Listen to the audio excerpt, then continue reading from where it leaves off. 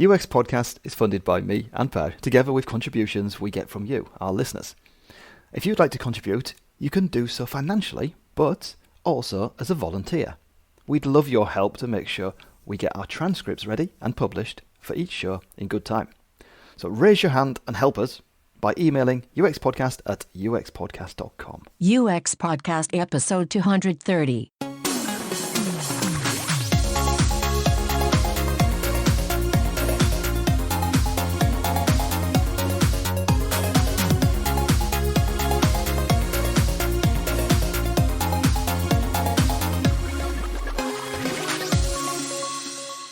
I'm James Roy Lawson.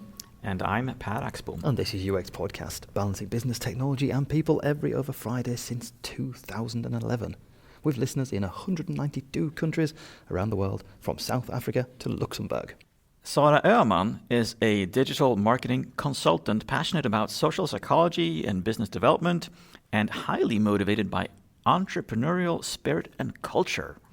And in recent years, Sara has been focusing on driving traffic and sales mainly from social media by setting up workflows within hundreds of organizations who are aspiring to use digital as their main marketing channel. And she also designs and teaches courses in digital tactics, social media, and influencer marketing, and she's a content marketing specialist and advises on newsletter tactics. Our list keeps going on and on. Yes. She's a superwoman. We were curious to learn more about something we'd heard called growth marketing. And we thought Sara would be a really good choice of a person to talk to. So, Sara, I think I met you in 2011 on an island for IT geek nerds. Yes. And 4 years later, you were the social media master of Sweden. Which is just insane to see that how you grew into that person that everybody was talking about. You need to speak to Sara because you need to fix your IT solutions. The thing is, I've never exactly understood what it is you do. Just like everyone else. But everybody obviously needs what you do. Yes. So just give a brief description. What do you tell clients that you can help them with? You design workflows, right? Like the sites. And that's what I do with communication, trying to map out what kind of touch points they have with their clients and how to get the clients more engaged with what they do. Mm. But you use the term journey map, for example. I don't. You Not don't? to the clients, because my clients are marketers, Yeah. and they are not familiar with that word. Mm. So maybe communication flows, but not exactly like that either. But to me, it sounds very similar to what we do when we Yes. map out how a person moves between the different touch points of a company. Yes, it's quite Awesome. similar. So the phrase that everyone seems to be bounding around is growth marketer. Yes. So what makes you a growth marketer? I don't know. I think that's an expression who's come up with the last year, maybe. But Is it so new? Okay. yeah, I think it's quite new because before we call it growth hacking. So it's and what is growth hacking? Growth hacking was to like find out easy ways to get interactions from people that you could like build upon to build growth. Right. But growth marketing, I think it's more of looking at it more broader perspective. Looking at how can we use the data that the clients generate to get more creative, like in a broader perspective, and also build more brands than just to focus on like how to drive conversions. Conversions is the main thing when you're working with e-commerce or detail, or what do you call it? E-commerce. What are the other things then you would be focusing on within conversion? But I think e-commerce had like been the role model for every company. It doesn't matter if it's like public sector or if it's like big brands. They are all been focusing on conversion just because they realized that it's with the digital, it's more easy to drive sales. But I also think the second thing is they want to build brand. But what I think we're moving into now is looking into all of the other touch points, as mentioned. How do we activate our customers while in between the branding and the awareness phase and the conversion phase? Because that's what the challenge really is now. Oh yeah, of course, because conversion would be I suppose if you looked at it as a funnel, then that is the very closing stage of it, where you've got several parts of the process before that. Yeah. Right. So what type of research do you do then? What is the research process like? We all have different channels to communicate. We have digital channels, we have like in-store channels or other kind of touch points, and it's more about looking at what kind of interactions can we get from each channel, and what do people do, what do people like, for how long do they watch a video, or do they click on this picture or something. So it's everything before going into the conversion. I'm thinking about how do you learn as much as possible about the people you are, as you are the clients or the customers. Are there interviews being done? Are there surveys being done? How do you make sure that that flow that you map out, how do you make sure that it's something that is true to reality? I think you test stuff. You design stuff and you come up with stereotypes, just as maybe you do as well in your work. And you create the messaging, you create images in the way that you think that it would map their personality or something like that. Yeah. And then you go and look at the channels. What kind of functionality do we have here? Is it in-store, in the physical world, or is it, for example, in social media or Google AdWords? And you see, and you go out and test. Will people click on this? Or is this picture better than this picture? Or how long will they watch this movie? Is it confirming what we think about the customers? Or so it's more of a like testing and learning, and then build your tactical and strategies upon that. What do you think the clients have the hardest time with doing that you tell them to do?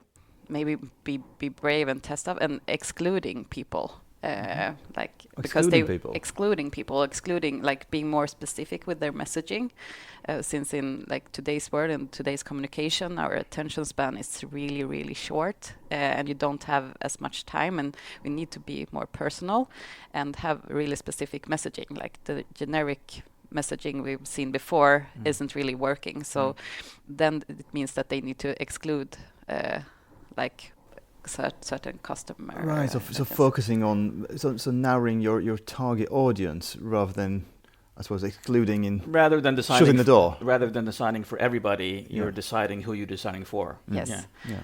And even though you can have a big target audience, Yeah. you need to think about like what's the one person we want to target, like what will be the messaging, and I think that's the hardest thing that the clients like have, the challenge they have. Right.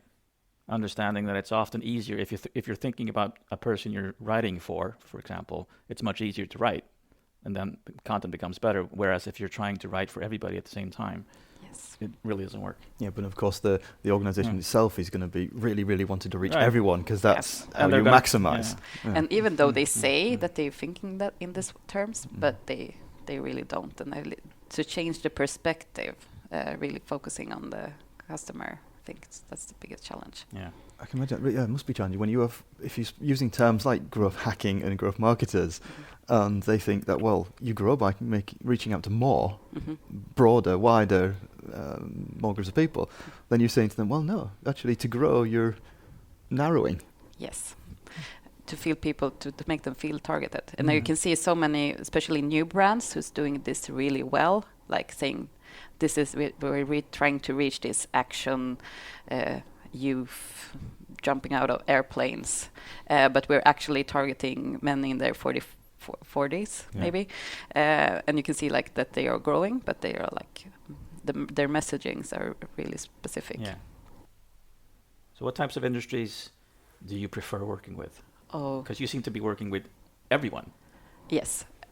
These days I do. So you're not being specific. Exactly.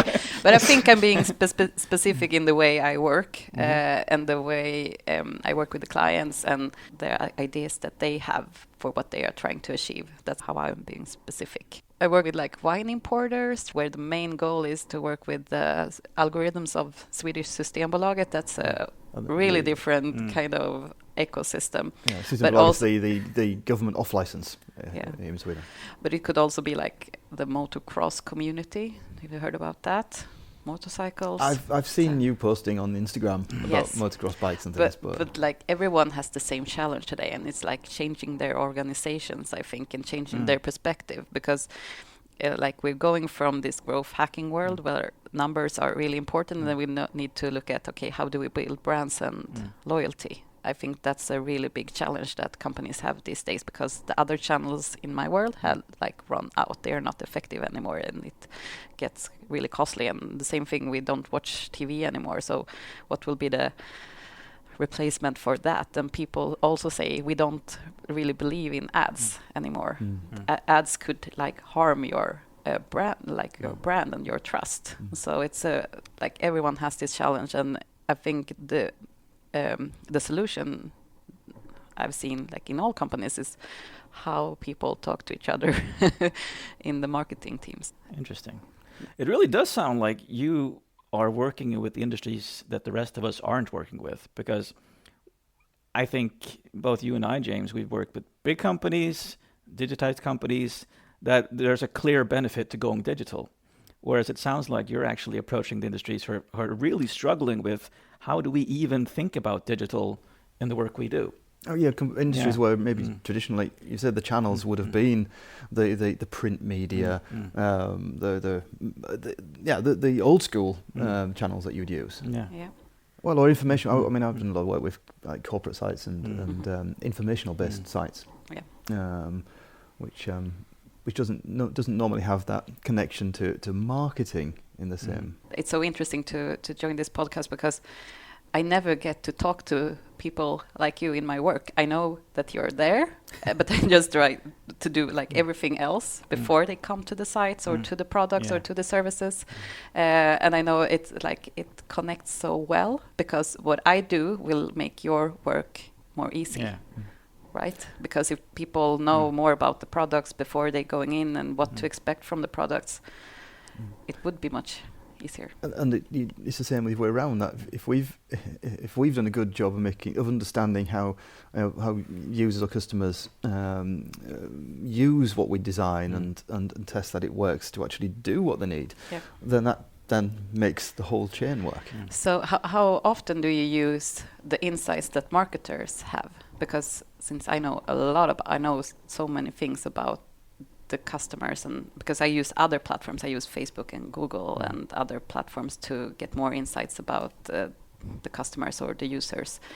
Do you ever get to use this kind of data in your work? I don't think in the sense that you're thinking, because there's usually this disconnect where the marketing department is something else.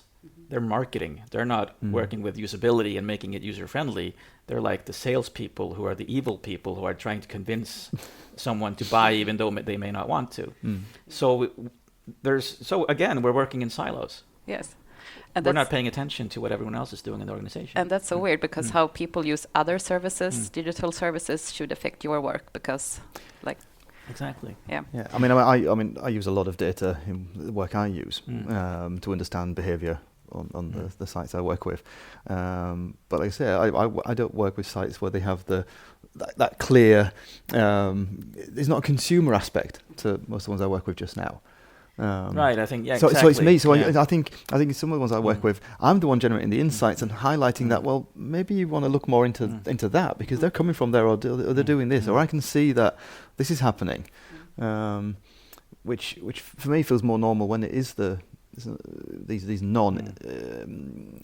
sales based things I work with. That's a good point, because we are the ones going out there and talking to the people who have the touch points with the companies, and we're figuring out what do they know, what are their preconceptions, so how do we use that information about. So we are basically doing some of the marketing work, I guess. Exactly. Suppose. But that's because we're working with specific digital products. Yeah.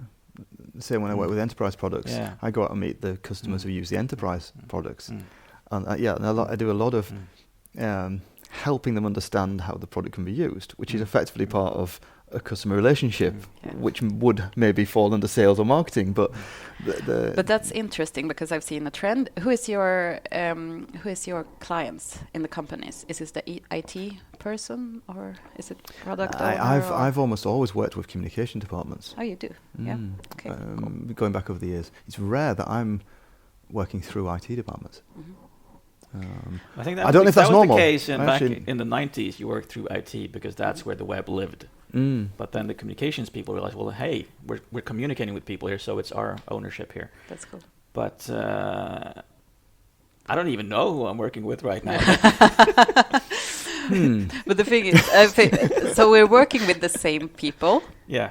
but still they're not using us, like combining our work. That's really interesting. But one thing I've seen, like for marketing departments, I've seen marketing departments hiring the IT persons to become the marketer today. Oh, okay, really? Yeah, like in a lot of big companies, just because they need more like other kind of competence or skills. Yeah. So they see the driving process, the driving knowledge in the recruitment is their technical ability with these different platforms and things that we're working with, rather than their marketing ability. Yes, exactly. I think that's what's missing today, and what I think is missing today is like the systematical thinking, and I think that's more easy to find in the IT area than in marketing, because marketing, of course, you think about psychology and that's kind of skills, but combining these two, I think, can be really powerful. And isn't it the language that is preventing us from doing just that? Because that's why I asked, do you call it a journey map? And you don't, but we always call it a journey map or something to that end. But we're doing the same things. We want the same things. But for some reason, we're trying to protect our own area of work, which, of course, is detrimental to the whole experience in the end. We're just really bad at talking to each other, which is weird. Especially, I find that more and more in the UX industry that we're using UX itself. That word is a barrier to understanding, because we don't talk about what value we provide. Clients just want UX, and clients learn the words, so they ask for the journey map, whether or not they really need it. They need something that is the goal or the solution for a person out there. They don't need a journey map. That's my tool if I choose it. Exactly. I think it's the same for you as well. They've learned a phrase, and then they come to you because they hear you talking about that phrase as well. So, yeah, and that's why I think it's so funny, because now it's called growth marketing. I've never really like positioned myself in knowing like a specific topic, except social media, because that was really easy to like get on board with. But the clients like whatever they want to call it. That's a good point. It is, yeah. And thinking about it, that's often how it works for me. That I'll get questions about like SEO, or analytics, and then when you start working with it, I mean, you actually answer the same thing. It's still user experience. It's still kind of making sure things happen like they should be happening, no matter how they framed it on the way in. How do we solve this though? Because I mean, this is what happens with some of my clients. The managers come and ask me, so how do we get more people like you, Pat? And they ask me, well, you're UX, right? So if we want more people like you, we ask for UXers. Well, not really, because when you ask for UX, you can get anything. So so I hear people asking for Sara, because people know that they get quality when they ask for you. They don't ask for specific competence. How do we describe what we're doing? That is my issue. Now you've thrown the hard question at her. Oh. Yes, but you're succeeding. You're succeeding because you're working with all these clients who actually don't have a lot of IT skills. But I feel that you're actually managing to help them understand that you're providing value without using any of the complex words. Yes. I don't know what kind of question that was, but it wasn't. It was affirmation of your coolness. Yes. So thank you for that. Yeah, but I think a lot of things is changing right now. I'm really looking forward to 2020, because marketers need to rethink what they are doing in so many ways, and especially seeing this change more and more going to look at different kind of skills in the marketing department. So I think we'll see, like, it's about the customers, cliche, but yeah. So what do they need to change then? You said you're looking forward to next year. What's going to happen? They are still like now we were. So it's December, right? Everyone is looking to plan their marketing budgets. That's my main work right now. And like traditional marketing budgets have been looking like, so this is the channel we've been investing in TV and this much in digital.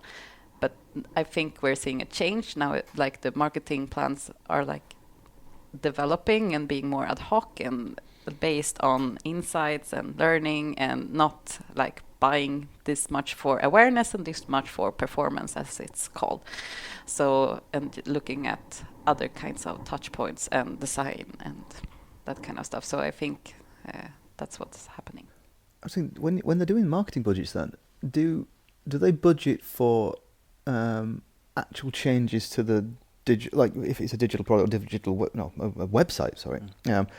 Do they budget for change to that, or does that budget usually end up somewhere else? That's somewhere else. It's only buying media that we're talking about for the marketing budgets. Right. That's Isn't really, that and also it's really something a bit weird. messed up? Yeah, that's also messed up, because as you talk, it's the same people that we're working with. But one thing is production, and that's a separate kind of project. And then they are doing this, and they are like treating it differently.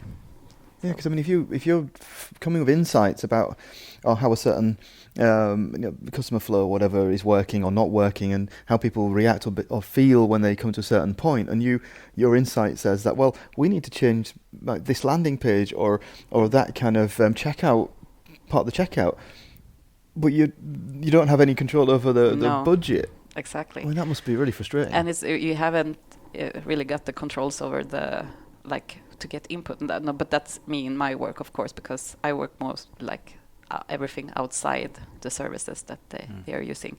But you can get input, of course, but that's another team working with that. So Silos again. Silos. Yeah, I know that over the years we complain a lot about sales and marketing, that from a design perspective, that you have that situation where marketing and sales have sold something that doesn't exist, or they've sold it in a way which it wasn't meant to be used or wasn't meant to be done, and the frustration on our side is, why have you said that? So now suddenly you have to panic design or panic create a solution because it's already been promised to X number of companies or X number of thousand customers. Yeah.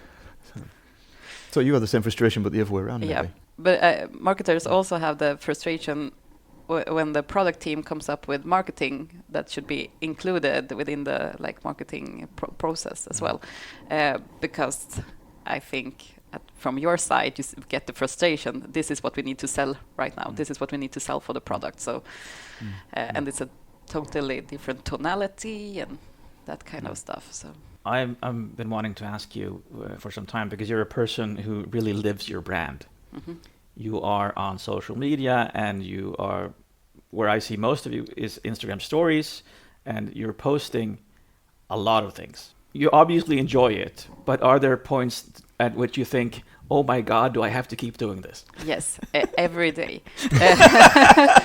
And right now I think I've been doing this, first of all, we had something in Sweden called blog.se. It was like a micro blogging. It was a blog platform. That's where I started. From that going on to Twitter, and from Twitter going on to Instagram stories.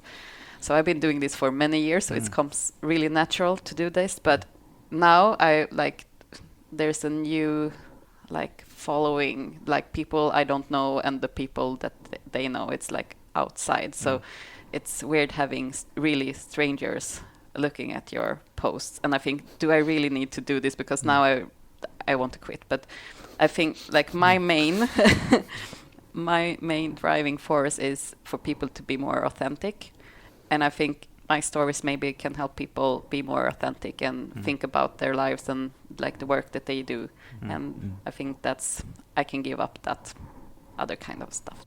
I like that. Yeah, I like that too. Yeah. Noble. Yeah. Yeah. Thank you so much for joining us, Sara. Thank you.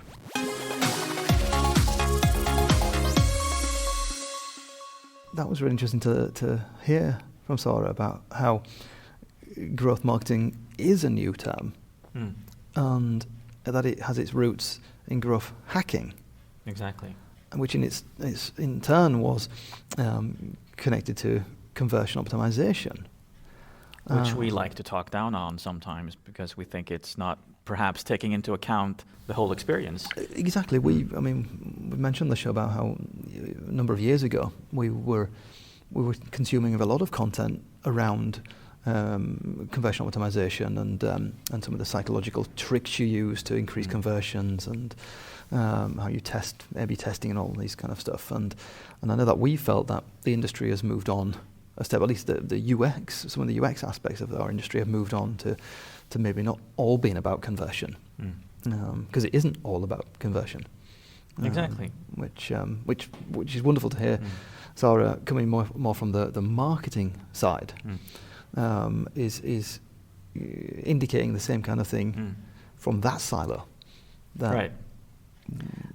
But also interesting, it's interesting, that story, but also how Sara herself really isn't in control of the labels of things. She just does what she's always been doing, essentially. And other people can call her whatever they want, is what she's saying, as long as she gets to do her job well. Yeah, which is exactly what we've been talking about. And we constantly come across the silos. And I love the example of the journey mapping and the communication flows. She's doing very similar jobs. Yeah. And then she used the phrase stereotypes for personas. We're doing very similar works. It's just slightly different labels that you're putting on this thing, and different customers. As Sara pointed out, she works with marketers. And it's so funny when she points out, because we've known her for so long, and she also basically says, I know people like you are in there somewhere, but I never get to talk to you. No. And it's weird that we actually have these silos when you and I especially talk about wanting to break down silos. And I feel very self-confident about, why haven't I considered this enough? It's like I'm forgetting this part. And she really does say, I'm the person who brings the people to the sites that you are designing. Yeah. And just that disconnection there as well between marketing budgets and budgets to make changes to the digital things. So Sara's helping people with the market budgets who are traditionally about buying media, helping them do a better job with pushing the right people to the right place, in the right state of mind, with the right understanding. We are trying to do the best to understand maybe a holistic picture of how users feel, how they're behaving, how their journeys go through our solutions, and make it better, more suitable, more winning concept for both the organisations and the people themselves. But we're doing that from a separate pot of money. And sometimes it's not even just a separate pot of money; it's a separate pot of research. Yeah. So we're not just siloing budgets here. We're still siloing the research. Yeah, that's so good, because there's so much potential here then for actually doing more research, because there's actually several budgets that want to do research. So if we work together, we could do a better job of understanding people throughout the whole journey. Oh, that's actually frustrating. Why don't we work more together? Now I want Sara back, because I want to ask you, like, how many times I wonder that there's they produce a communication flow, and then somewhere else in an organisation they've actually produced a journey map. Exactly. That must happen. Yes. Like, you've got the two artifacts. Yes, that's right. And I want to put them together and kind of I want to map the overlaps. Yeah. And I do like what she says as well, that you actually summarized as, to grow, you're narrowing. Is that the reason you're narrowing is because you're actually understanding people better, which means you can communicate in their language better, which appeals more to them, that you're more aware of who you're actually targeting. Yeah, exactly. Then you're targeting, you're going narrow. Not excluding, in the sense that sometimes we talk about exclusion as in stopping people from using your services, but deciding who you're talking to. Yeah, really. but more kind of narrowing is probably a good phrase there, to narrow your audience, to be more understanding and to be more successful with the people you're actually talking to, building a relationship with, instead of trying to be friends with everyone. Exactly. And not doing a very good job of it. And that's what she actually said was the toughest part for her clients, to actually understand that they need to be more personal and create relationships with these people. Which I think, and I can actually feel that is the case sometimes in UX as well. What you struggle with often is that to get the buy-in, to do the actual research, to go out and meet people, sometimes it feels like people are afraid, or leadership is afraid to learn too much. Yeah, it's a leap of faith. Yeah. I mean, it's connected to discussions we've had about like A/B testing and so on, or other kind of tools where some things are really easy. They seem really easy to do, and it's really easy to do like more traditional marketing, maybe where you just run various campaigns across to everyone. It's very easy to do lots of these quick things. Doing that kind of narrowing, that research, the narrowing, the understanding, the building a more quality relationship with potential customers or users. That is a little bit scary, maybe. It's scary. It takes a little bit more effort, but the return of that investment is so much greater. Yeah. And as we're seeing, as Sara was saying, as we're seeing that where there's more success, the most success now and the most growth now is when you build quality. I mean, Sara herself said that it's even becoming possibly brand damaging to run adverts. Right. That's really interesting. I mean, if you just turn your mind back not too long ago, the whole concept that an advert might actually achieve the complete opposite of what it was designed to do. It's fantastic. It's fantastic. And of course, we have to end on how she ended as well. That this whole aspect of she does post so much in social media, and her explanation for that about being authentic and showing her true self and being transparent. I appreciate that. It's actually, I mean, I couldn't do it. I think I've tried it at some points in my life, but it's a lot of effort. I mean, it's Sara herself jokes about her posting social media being like a docusoap. Yeah. And she's completely right with that understanding of what it is. And sometimes I feel like I've missed an episode. There'll be something that you see Sara post, and I think, what is that? Hold on, there's something missing here. But no, because she does post a lot. But the whole thing that she said about her noble cause is kind of making us all more authentic. Yeah. And that is really warming. It is actually, and it's nice that she's so self-aware about it. Yeah, and nice that that attitude is something she's trying to apply and succeeding to apply to organizations, not just individuals. Exactly. That I really like. Some recommended listening after this. You remembered episode 39 where we chat to Jesper Åström, also from Sweden. About the 1990 model and engagement. Yeah, and when I was doing some little digging for recommended reading, I actually noticed that back in episode 2, now I haven't listened to episode 2, because this is a long... Episode 2. Episode 2. So we're talking about 9 years ago now. And in part 2 of episode 2, because we did them in the first few episodes, we did them in 3 parts. They were so anyway, complicated. Moving on. We actually talked about building customer relationships through marketing. It'd be really interesting to listen back and see whether we said anything interesting. It really would. Oh, I haven't Time listened machine to those time. old episodes. Yeah. Well, thanks very much for listening. Always a pleasure. And a little reminder, you can contribute to funding UX Podcast by visiting uxpodcast.com/support. Remember to keep moving. See you on the other side.